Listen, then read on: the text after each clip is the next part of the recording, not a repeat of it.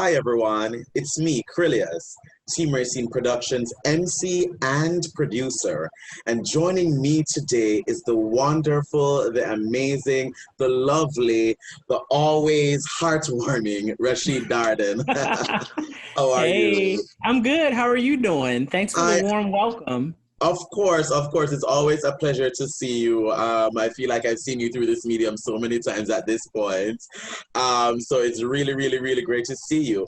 If for audience who I don't know if they've never seen, one of our events with you or something before, go ahead and tell them about your background and what you do and who you are. Well, my name is Rashid Darden. I'm a native Washingtonian currently living in rural North Carolina, and I am a writer. I have published 8 novels, including my most recent novel, Children of Fury, that came out this year, as well as an anthology. And I'm probably best known for my works called the Lazarus series, Mhm. which are about a young man in college who pledges a fraternity and tries to keep his orientation secret from the members of the chapter. And in the series, he ends up dating a varsity basketball player, and all types of things Ooh, happen. super gay. I love it. Yeah, So it here's the varies. thing. So the first time I met you was actually at what's the name of that event? Outright. It was at Okay, Outright some years ago, maybe 2017, could be 17 or 18, one of could those. be. Yeah, and I saw your books, and so for me, growing up, I write as well, and especially right now, I'm in a writing mode. I've just been writing a lot, Good. and I've always been into fantasy. I've always been into sci-fi. I've always been black, and I've always been gay. So all my writing, it's basically that as well. So when I met you, and I've read the Lazarus series, and I started reading that, and I knew about your books and stuff, I was like, oh my God, he's literally doing what I want to do. So you've always been, a bit of an inspiration to me. So tell me, how did you, start writing, and how did you get into it? And were you always, a lover of reading and writing and doing all of that? Oh, that's kind of a loaded question in a good way. Mm, The first thing I want to say is there's room at the table for everybody. So, I'm glad that you're writing. I'm looking forward to seeing you do your thing. We need as many LGBT stories as there have been every other kind of story in yeah, fantasy, horror, romance, poetry, whatever. We need it all. definitely. Ruth Bader Ginsburg once was asked, "Well, how many women is enough women on the Supreme Court?" And she said 9. So that's how I'm feeling about Yes. that's how I feel about the literary canon.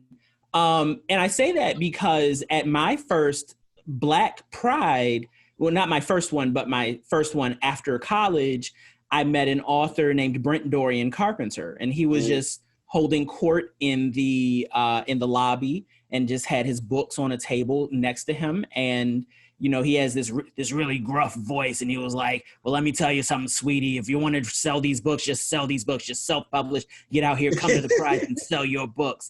And in 2005, I was right there next to him selling copies of Lazarus for the first time. So, if wow. not for that intergenerational sort of aspect of what we do in our community, we Hmm. wouldn't be here. And I've met so many phenomenal writers along the way. But Yes. why I got started was really simple. I had a story to tell that I didn't feel that anybody else was telling in quite the way that I could tell it. And, I looked at getting an agent. I did not get an agent, but I wasn't one of those people that was like, oh, I'm going to send out 50 query letters or 100 query letters.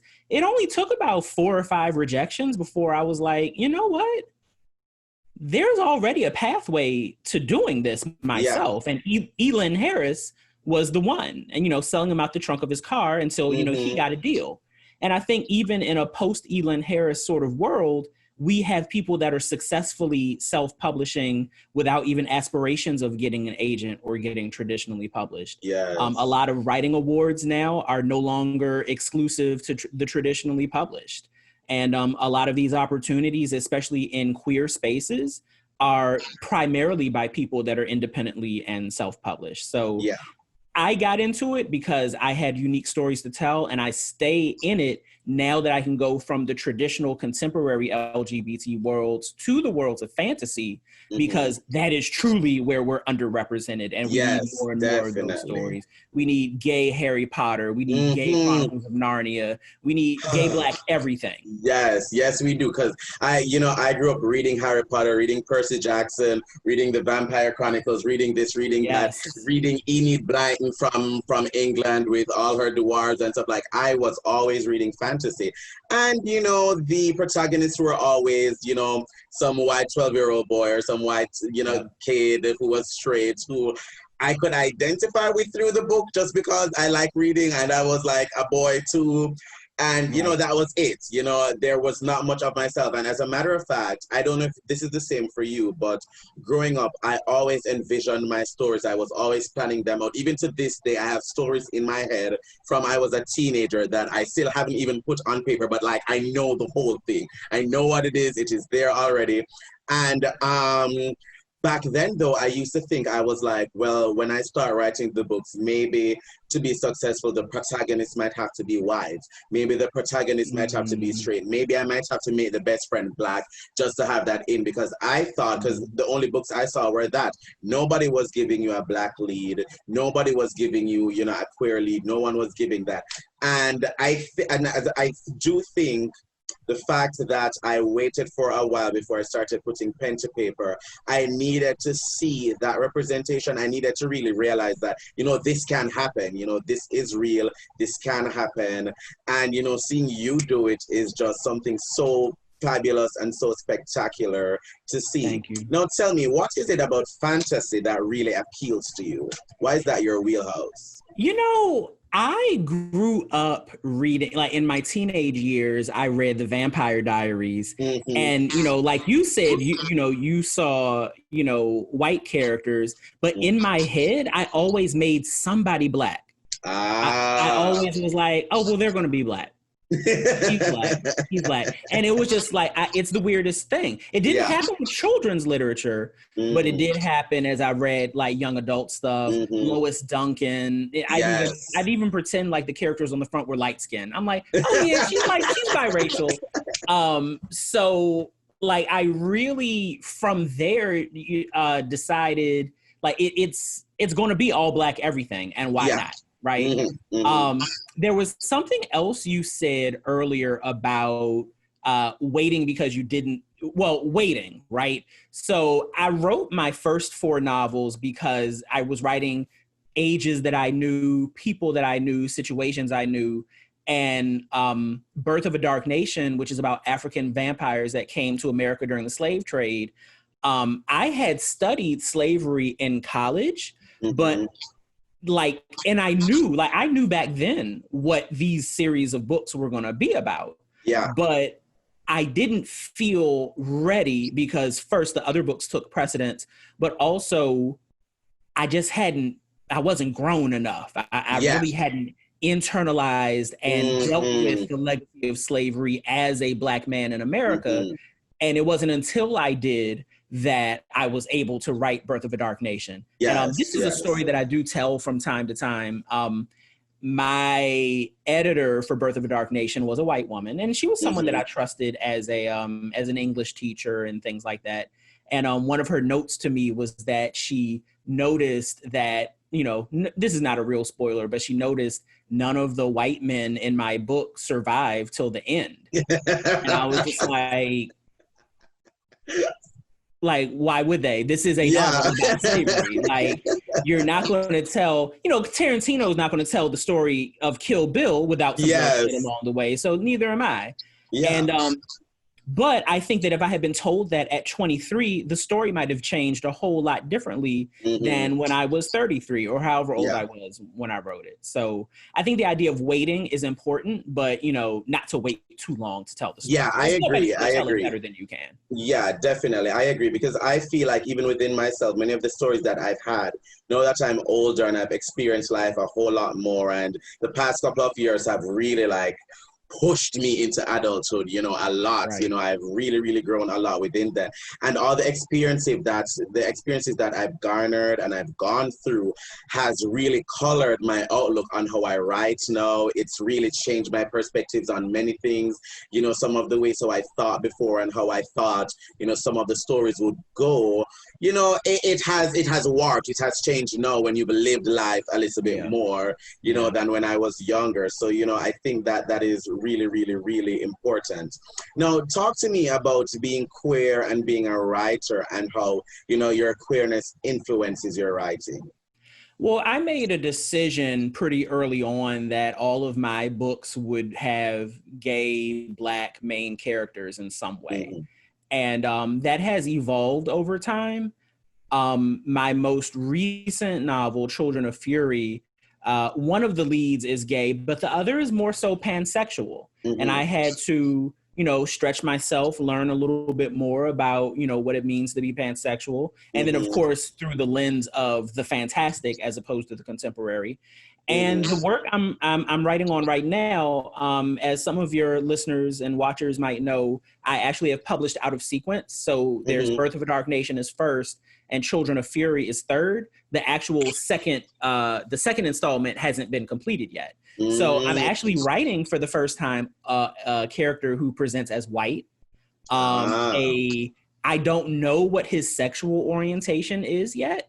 Mm-hmm. And then later in the book, I'm introducing a sex worker, and I haven't decided whether this person is going to be cisgender or transgender. Ah. And I feel now that I've, you know, I've done gay stories, I've done Mm-hmm. bi stories, DL discrete stories, Mm-hmm. but now I feel a greater responsibility as, you know, much older than I was when I first, you know, came out as a novelist, that now I can tell these stories better and with even Mm-hmm. more empathy.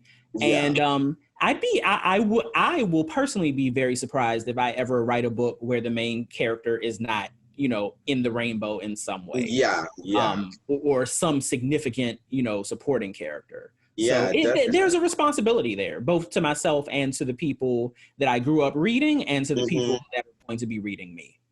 I agree. You know, when I came to college, because I went to Howard, and so when I started Howard, came from Jamaica to go to Howard, I made the decision that I was going to be out. You know, I grew up in Jamaica Yep. 20 years, and I had to be in the closet. So I was like, there was no way I was going to leave, come to America, go to Howard, and not be out. And Yeah. I was an English minor, so I did, you know, all those writing classes, all the creative writing Mm-hmm. classes.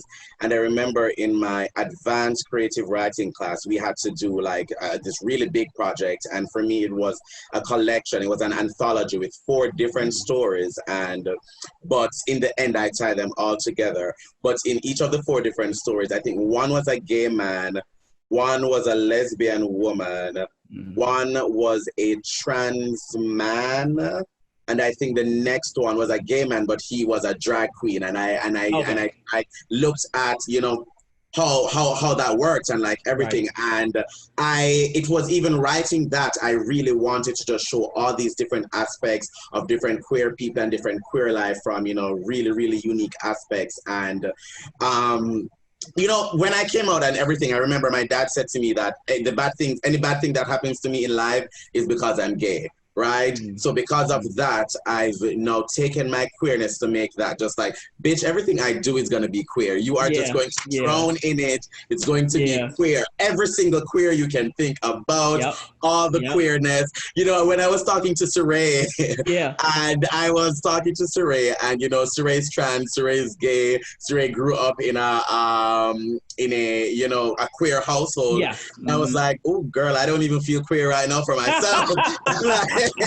But all that overwhelming queerness was just so beautiful to me. Right. And I'm like, Right. you know, this is what I want. You know, I'm not just writing my books for, you know, just you. I want whomever you are, when you read my stuff, when you see my art, that you are understanding, you know, these queer stories, you know, from a Right. very, very, you know, specific thing.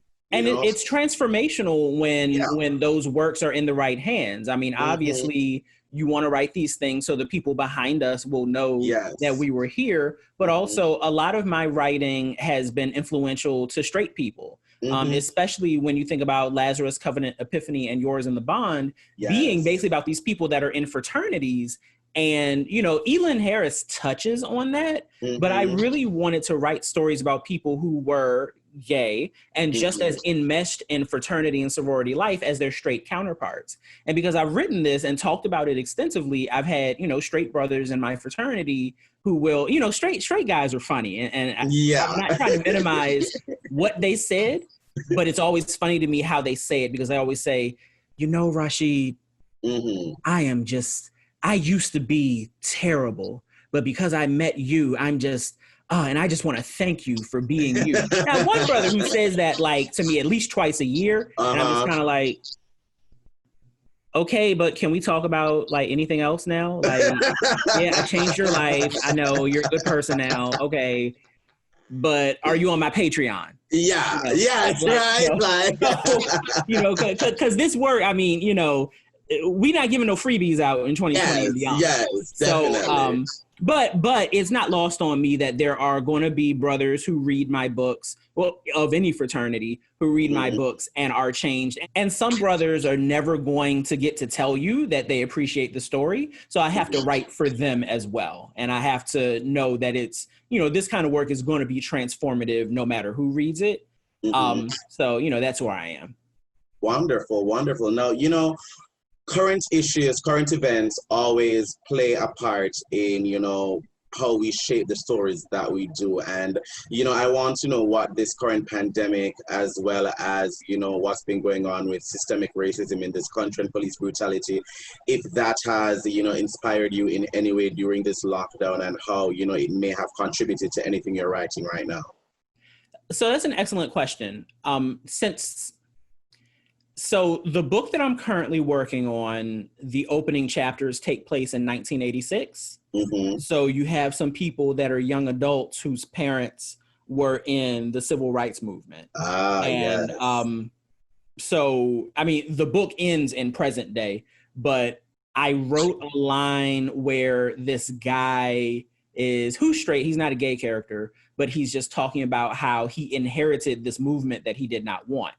So that how he like his parents were preparing him for this revolution that by the early 80s didn't seem like it was going to happen, because we were focused more on greed and capitalism. So he wants to have his piece of the pie. So how the present day influences that, obviously, is that this character was sort of, you know, trying to assimilate, right? Rather than be, you know, part of this revolution that we've been, you know, preparing for collectively. And so that's how, like, the current movement is sort of impacting it, because I'm still talking about issues of race. COVID-19, on the other hand, the main character is in a jail cell for a third of the book. And one, because I really wanted to focus on powerful conversations being the driving factor of this book, but also the isolation of COVID-19, like the fact that many of us are places that we don't really want to be, and we don't have the freedom of motion as we once did. So in that sense, volume 2 of the Dark Nation series is going to be more claustrophobic, just as the times that, you know, we're living in are claustrophobic right now. And I will say I will be publishing a short story called Thunder Rolls, which is a short story sequel to Children of Fury, with some of those main characters that they are living in COVID. Like it takes place right now. So because I wrote the book to end kind of at the end of 2019, and it just seemed like this moment I needed to know where my characters were at this moment in time. So that'll be, I don't know when it's coming out. I just, you know, I'm self-published. It'll come out whenever. It will come out whenever, of course, of course.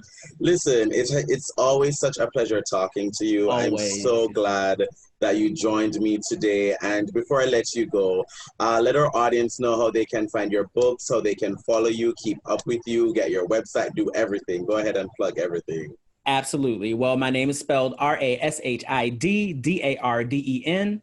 So it's at Rashid Darden for Twitter, Instagram, Facebook, and pretty much any other social media platform that you can think of. To get my books, just go to Amazon.com or talk to your favorite bookseller. And if you are one of the generous people out in this world that like to see a young gay man such as myself succeed, I encourage you to go to my Patreon page, which is patreon.com/Rashid Darden. And what I do there is post things that are exclusive to my patrons. So about 100 people are supporting me right now to live this lavish lifestyle in rural North Carolina. North Carolina. And but what I do is pretty much create a private social media experience for my patrons. And I give first glances at my works in progress. I give naming opportunities to characters in my books. I even have my patrons vote on the best possible titles for my book. So it's a really interactive experience. And like I said, in 2020, nothing's free anymore. So 100. Yeah, I mean, but no, seriously, and I would really appreciate that support from any of your listeners.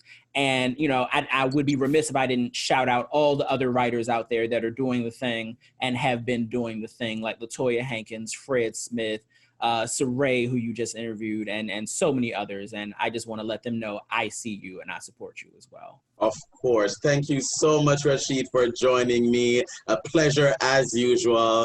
And to our viewers, thank you for watching.